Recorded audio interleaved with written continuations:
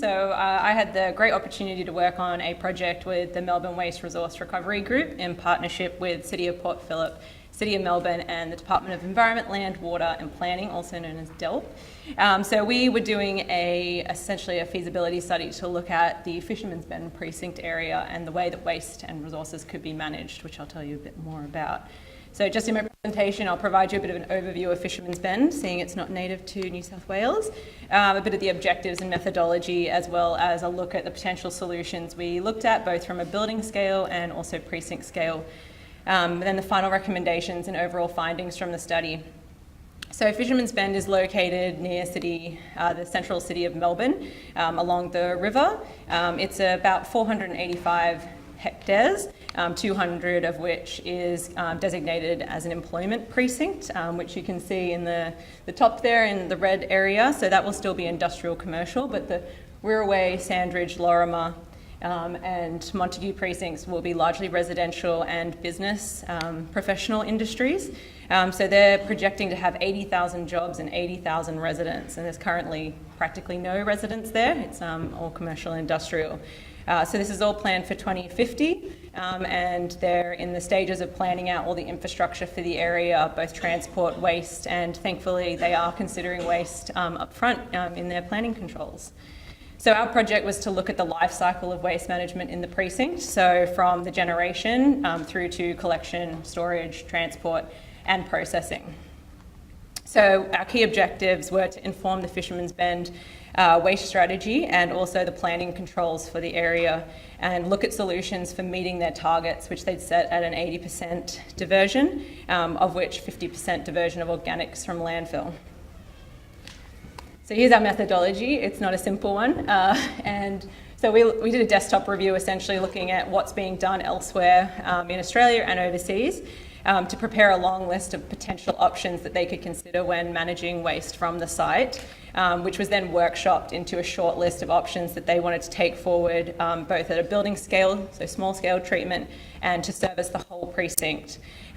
In order to inform that, we also had to do the waste generation modelling. So I'll talk through the two building scale and precinct scale results. So for waste generation, we modelled that approximately 127,000 tonnes would be generated by 2050, and 58,000 of those would be organics.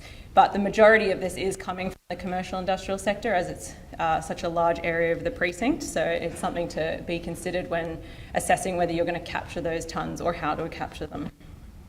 So the shortlisted options were still many, but if you see down the bottom in italics, we removed a lot of them through the shortlisting process. But we looked at avoidance, so waste education, procurement, and implementation of community reuse and repair from a qualitative perspective. The different sorting and collection options from 2-stream to 3-stream, automated waste collection systems or vacuum systems, and the use of in-sink grinders. And then looking at building scale treatment process, again, that Marcella talked about with dehydrators and worm farms, and in-vessel composting. And then we looked at the larger scale technologies. So in terms of the building scale options analysis, so we looked at the collection method. So we kind of looked at it as a model for collection and processing. So we looked at vacuum and in-sink grinders at a building scale. And we used a model development of 18 stories and 80 units in order to assess the costs, capital and operating, and the qualitative results. And then from the processing, on-site processing, we looked at worm farms, in-vessel composting and dehydrators. And in the colourful letters is all the different things we looked at from a qualitative and quantitative perspective. So some of the highlights, I guess, from in-sink grinders, obviously they have a potential to divert a significant amount of the organic stream, and they are possible in retrofitting in most instances. Fisherman's Bend already has had some of that new development. It kind of got ahead of the race in the planning controls, so they do have to look at options for retrofitting what has already gone up before these planning controls could be put in place. But there are risks about pipe blockages, breakages. Are people going to fix them and still use them? In-vessel composting, so potential to divert 80% of the available organic stream, and you can use technologies to reduce odour issues, and they also have the added benefit of data capture, so you could report against diversion targets more easily than a system such as an in-sink grinder, but they would require a caretaker to operate rather than the residents. Worm farms, you can have that resident engagement and operation and still divert a significant portion of the organic stream, but it's very heavily relied upon participation by those living in the building. And dehydrators, again, an ability to reduce significantly the amount of waste that's coming out as a dehydrated product, which is not compost, but can be reused under the appropriate controls. They do have some noise emissions and they're easy to operate, but may have potential odour issues. So just in terms of the results, so we had the diversion rates modelled from all the units, and then this diversion rate includes the recycling going out, so it was a whole model of the recycling, residual and organics. And they were all pretty even if they were to be used. This is obviously under a scenario where people use the system appropriately. And then CapEx and OpEx, looking at the cost. So you can see a vacuum waste system, for instance, cost the most per unit. And that's the CapEx just to build all the infrastructure to service the apartment. And in-sink grinders were also quite a significant upfront cost per unit. In terms of operational costs, they were all pretty even. So then we'll look at the precinct scale. And so for precinct scale, we looked at on-site treatment, so actually constructing facilities within Fisherman's Bend to treat the waste locally. So we looked at anaerobic digestion, in-vessel composting, gasification and incineration with energy. And again, we looked at vacuum waste systems to service the whole precinct. So in order to model a scenario, I'll just talk you through the methodology, because we looked at the collection, the transport, the processing and the disposal. And we created 9 scenarios to model, including all of those processes. So I'll just show you an example. So in the front end, we have the collection, so whether it was 2 or 3 streams, and then for commercial and residential, and then how was it collected? Was it via truck, in-sink grinder or vacuum waste system? And then how was it processed? Was it processed, each of the waste streams via waste to energy? Was it landfill? Was it organics treatment? And then whether that was on-site and a new facility or a presumed existing facility. So we assumed that someone would build a waste energy facility off-site in order for that option to work. And then the residual from those technologies still accounting for that residual stream going to landfill. So just some highlights again of the technologies. So we had the automated waste collection systems. Obviously, Marcel mentioned the convenience and the visual amenity improvements. There's also a great ability to track data with swipe cards and security weighted abilities. And they do reduce the heavy vehicle traffic movements, which is a consideration for Fisherman's Bend as it's kind of a landlocked river main road area. But at Fisherman's Bend, they have significant contamination issues due to the industrial users. So at this stage, they are not viable due to the geotechnical and contamination issues underground. In vessel composting, there was a potential to divert 80% of the available organics that were received on site. And the compost requires a further stabilisation process prior to application to land. For anaerobic digestion, again, you were able to divert a significant quantity, 12,500 tonnes of the available, and producing heat and energy and a digestate, which could be used as compost. So with the gasification or incineration with energy, this was obviously diverting the residual waste stream rather than the source-separated organic, and it was suitable for C&I and municipal waste streams, able to produce energy, and could be built in a modular fashion in order to account for the population growth over time up to 2050. So this is all our scenarios. So I said there were 9, but then there were sub-scenarios where we changed the technology processes. So if I just show you, you've got the waste streams, whether it was 2 or 3 source separated, the collection method, whether it was via truck, incinerator or ACS, where it was treated, whether it was landfill, on-site or off-site, incineration or gasification, and then the modelled diversion rate, again, it accounts for the recycling diversion rate, although we didn't play with the recycling technologies, we just assumed the existing MRF would continue to take these new generated volumes. And then the C&I diversion rate equally, assuming they can capture the tonnes that are generated by the modelling. We did a qualitative MCA, a multi-criteria analysis, looking at the technical, environmental and social characteristics of each option, and that was all weighted scoring based on those 3 categories and then all the subcategories under them. And then that gave you your final score of each option. So I'll just talk through the winners of the feasibility study.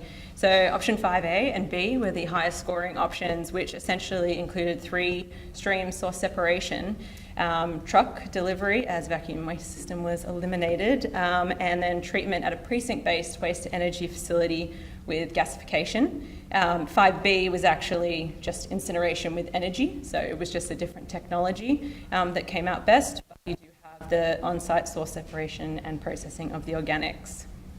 In terms of the results, you'll have the diversion rate there that you're able to achieve that 80% in most cases target of diversion with these technologies and separation processes.